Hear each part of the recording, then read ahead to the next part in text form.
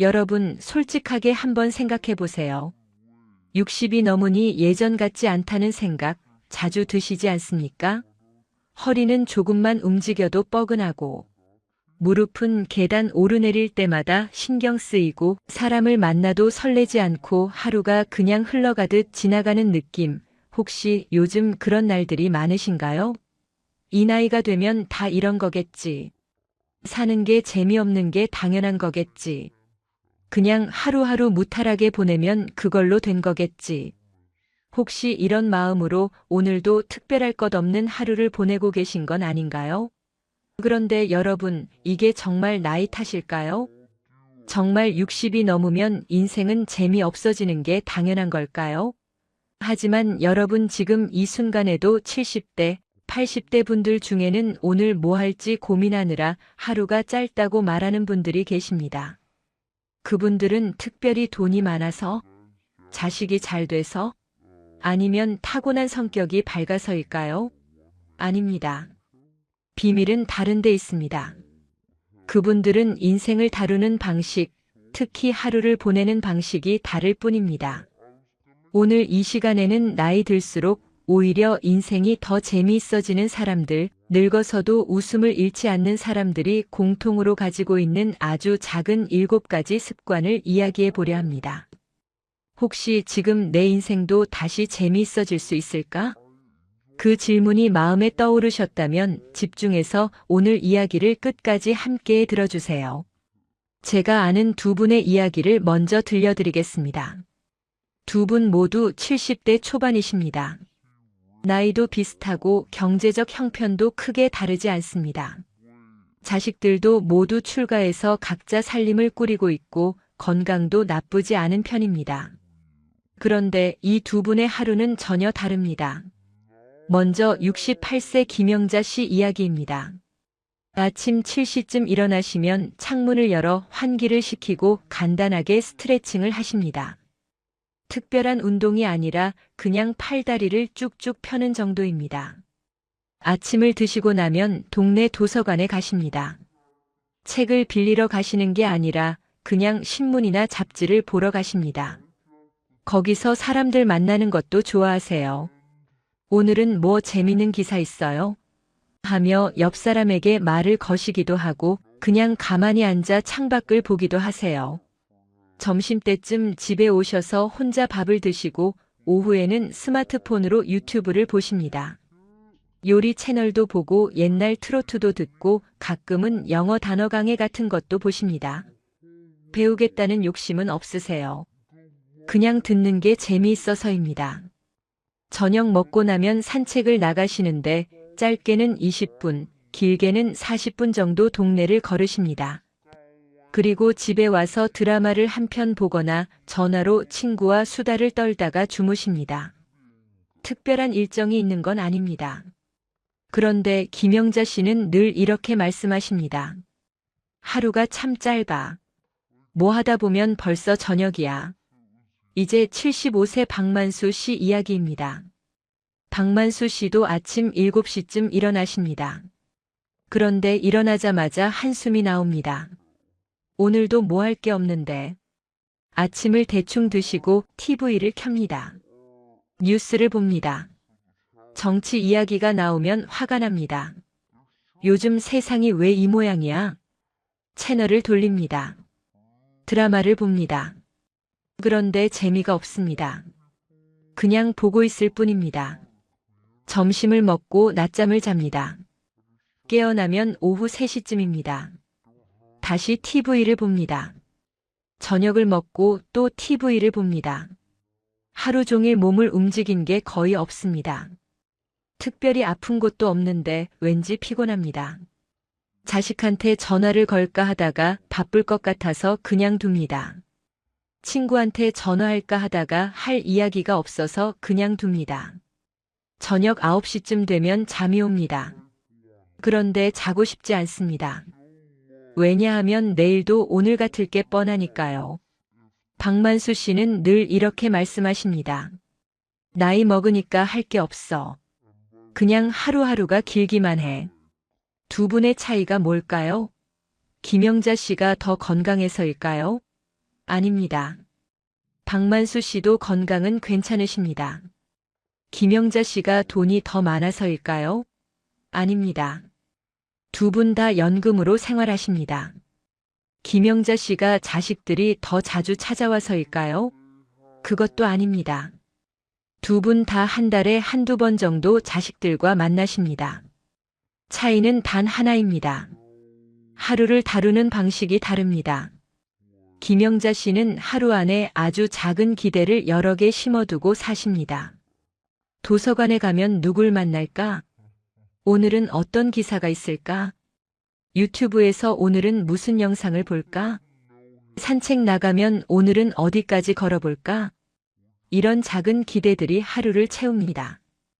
반면 박만수 씨는 하루 안에 아무것도 기대하지 않습니다. 그냥 시간이 지나가기를 기다립니다. 그래서 하루가 길고 지루하고 무의미하게 느껴지는 겁니다. 여러분은 어떠신가요? 솔직하게 한번 생각해 보세요. 혹시 박만수 씨처럼 하루를 보내고 계시진 않나요? 그렇다면 오늘 이 이야기가 여러분에게 작은 전환점이 될 수 있을 겁니다. 지금부터 말씀드리는 7가지 습관은 김영자 씨처럼 나이 들수록 오히려 인생이 재미있어지는 사람들이 공통으로 가지고 있는 아주 작은 것들입니다. 거창하지 않습니다. 오늘부터 당장 시작할 수 있는 것들입니다. 첫 번째 습관, 하루에 한 번 웃을 일을 일부러 만들기입니다. 나이 들면 웃을 일이 줄어듭니다. 그건 당연합니다. 예전처럼 친구들 만나서 떠들 일도 없고 직장 동료들과 농담할 일도 없고 자식들과 매일 붙어 있는 것도 아니니까요. 그래서 많은 분들이 이렇게 생각하십니다. 웃을 일이 없으니까 웃지 않는 거야. 그런데 여러분, 거꾸로 생각해 보신 적 있으신가요? 웃을 일이 없는 게 아니라 웃을 일을 찾지 않으니까 웃지 않는 걸지도 모릅니다. 제가 아는 한 할머니는 매일 아침 유튜브로 개그 프로그램을 한 편씩 보십니다. 옛날 거 다시 보기입니다. 이경규, 김용만, 심영래가 나오던 그 시절 거 말입니다. 보면서 혼자 깔깔 웃으십니다. 별거 아닌 것처럼 보이지만 그 할머니는 그 웃음 때문에 하루가 조금은 즐겁고 가볍게 시작된다고 하십니다. 웃으면 기분이 좀 풀려. 그러면 하루가 좀 덜 무거워지더라고. 이게 전부입니다. 웃음이 인생을 극적으로 바꾸는 건 아닙니다. 단지 하루를 조금 더 가볍게 만들어줄 뿐입니다. 그런데 그 가벼움이 쌓이면 인생이 달라집니다. 또 어떤 할아버지는 손주 사진을 매일 한 장씩 보십니다. 스마트폰에 저장된 사진들입니다. 옛날 사진도 있고 최근 사진도 있습니다. 그걸 보면서 혼자 웃으십니다. 이때 이 녀석이 참 귀여웠지. 이때는 이렇게 작았는데 벌써 이만큼 컸네. 그것도 웃을 일입니다. 누가 웃기려고 한 게 아니어도 스스로 웃을 수 있는 순간을 만드는 겁니다. 웃음은 억지로 만들어지지 않습니다. 그런데 웃을 기회는 일부러 만들 수 있습니다. 유튜브든 옛날 사진이든 옛날 친구와의 통화든 뭐든 상관없습니다. 하루에 단 한 번 입꼬리가 올라가는 순간을 만들어 보세요. 그게 시작입니다. 두 번째, 배울 거리 하나 만들기입니다. 크게 말고 아주 작게 말입니다. 이 나이에 뭘 배워? 많은 분들이 이렇게 말씀하십니다. 배움이라고 하면 뭔가 거창한 걸 떠올리시는 것 같습니다. 자격증 따기, 새로운 언어 배우기, 악기 연주하기, 이런 것들 말입니다. 그런데 여러분, 배움은 그렇게 거창한 게 아닙니다. 배움은 그냥 몰랐던 걸 알게 되는 것입니다. 그게 전부입니다. 저는 한 할아버지를 압니다. 그분은 매일 아침 날씨 앱을 여십니다. 그리고 오늘 날씨를 확인하는데 거기서 한 가지를 더 보십니다. 미세먼지 농도가 뭐지? 자외선 지수가 뭐지? 체감 온도는 왜 실제 온도와 다를까? 이런 걸 보시면서 모르는 게 있으면 검색을 하십니다. 그러면서 조금씩 알게 되는 겁니다. 이게 배움입니다. 아주 작은 배움입니다. 그런데 그분은 이렇게 말씀하십니다. 이거라도 안 하면 머리가 굳는 것 같아. 하루에 하나씩이라도 알아가면 그게 재밌더라고. 또 어떤 할머니는 스마트폰 사용법을 혼자 익히십니다. 처음엔 자식이 가르쳐 줬는데 요즘은 유튜브 보면서 혼자 배우십니다. 카톡에서 사진 여러 장 한꺼번에 보내는 법, 유튜브에서 내가 본 영상 다시 찾는 법, 이런 걸 하나씩 배우십니다. 그분도 말씀하십니다. 처음엔 답답했는데 하나씩 알아가니까 신기해. 요즘 애들이 이런 걸 다 하고 사는구나 싶기도 하고. 배움이 꼭 쓸모가 있어야 하는 건 아닙니다. 그냥 알게 되는 것 자체가 재미입니다. 몰랐던 걸 알게 되면 뇌가 자극을 받습니다. 그러면 하루가 조금 덜 지루해집니다. 세 번째 습관, 사람, 뉴스, 감정과 거리두기입니다. 나이 들면 이상하게 작은 일에도 화가 많이 납니다. TV에서 정치 뉴스 보면 화가 나고, 자식이 전화 안 하면 섭섭하고, 동네 사람이 인사 안 하면 기분 나쁘고, 이런 일들이 자꾸 생깁니다. 그런데 가만히 보면 이런 것들은 전부 내가 어쩔 수 없는 일들입니다. 정치는 내가 바꿀 수 없고, 자식은 바쁘고, 동네 사람은 나를 못 봤을 수도 있습니다. 그런데 우리는 이런 일에 에너지를 쏟습니다. 화내고 섭섭해하고 밤에 잠 못 이루고 생각합니다. 내가 뭘 잘못했나, 세상이 왜 이 모양인가, 이런 생각들이 머릿속을 채웁니다. 인생이 재미있어지는 사람들은 이런 것들과 거리를 둡니다. 완전히 끊는 게 아니라 적당히 거리를 두는 겁니다. 예를 들어 뉴스를 아예 안 보는 게 아니라 보되 깊이 빠지지 않습니다. 그렇구나 하고 넘어갑니다. 자식이 전화 안 해도 섭섭해하지 않습니다. 바쁘겠지 하고 넘어갑니다.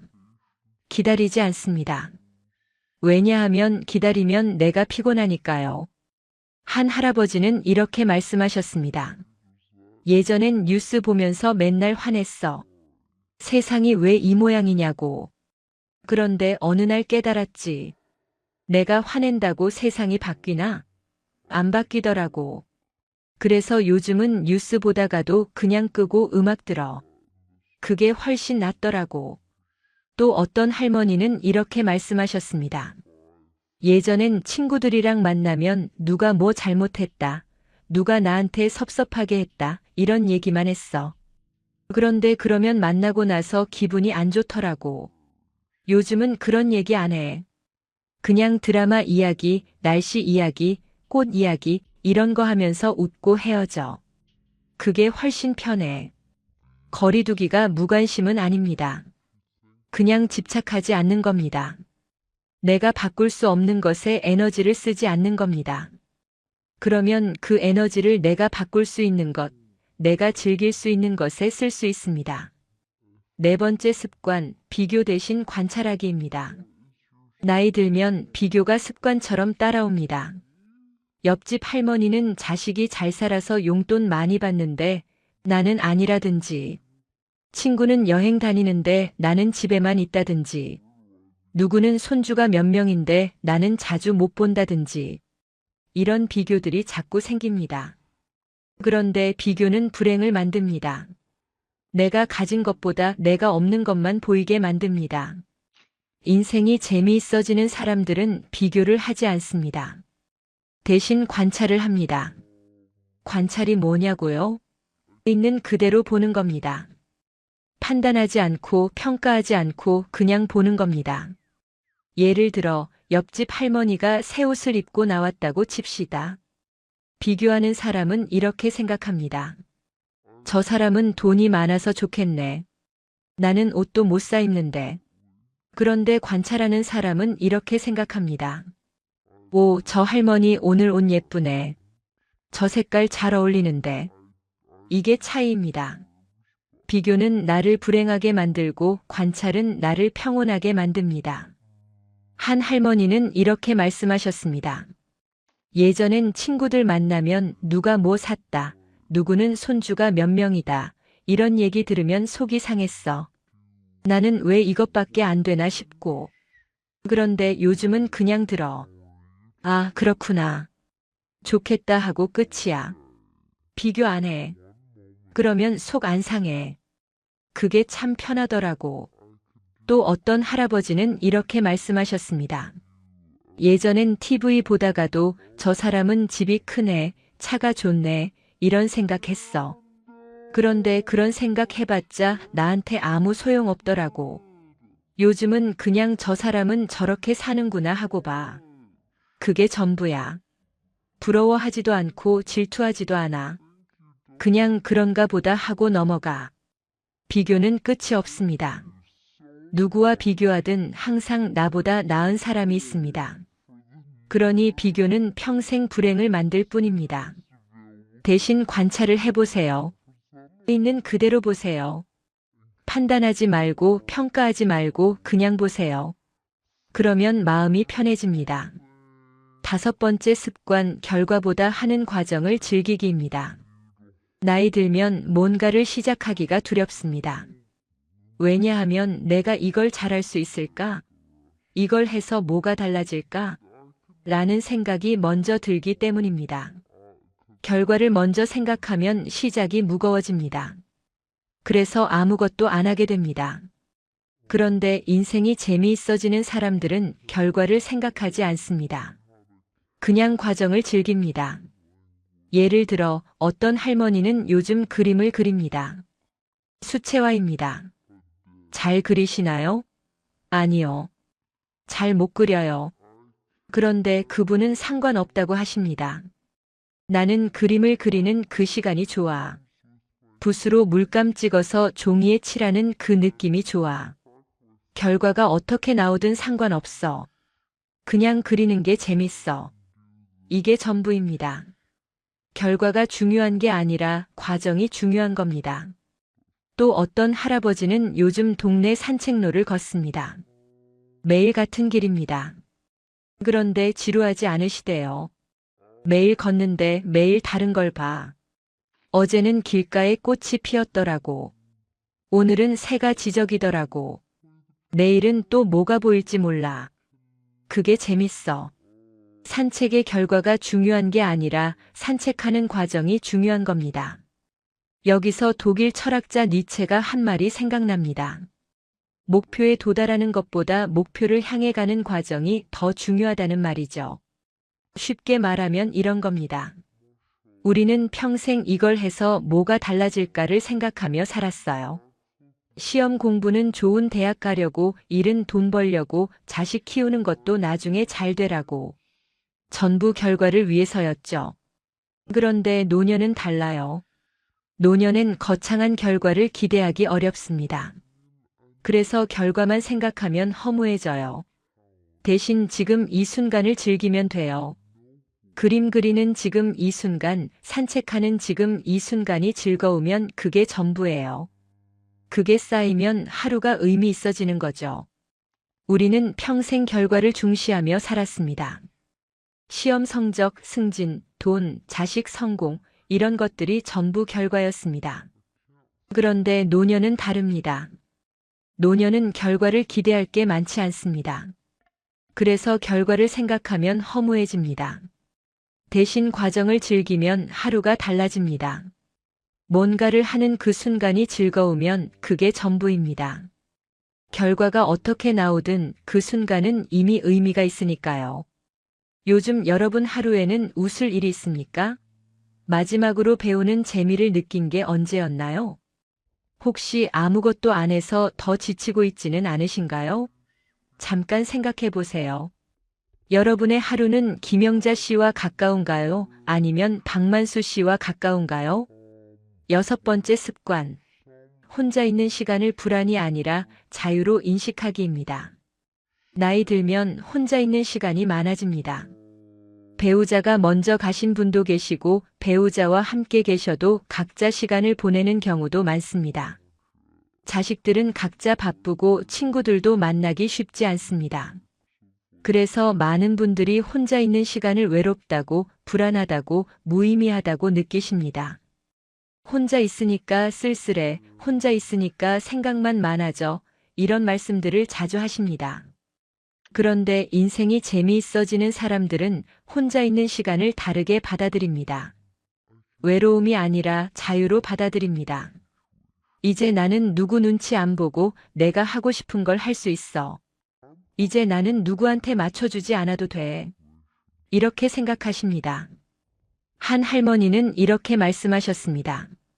예전엔 혼자 있으면 외로웠어. 그런데 요즘은 혼자 있는 게 편해. 아무도 나한테 이래라 저래라 안 하고 내가 하고 싶은 거 하고 먹고 싶은 거 먹고 보고 싶은 거 보고.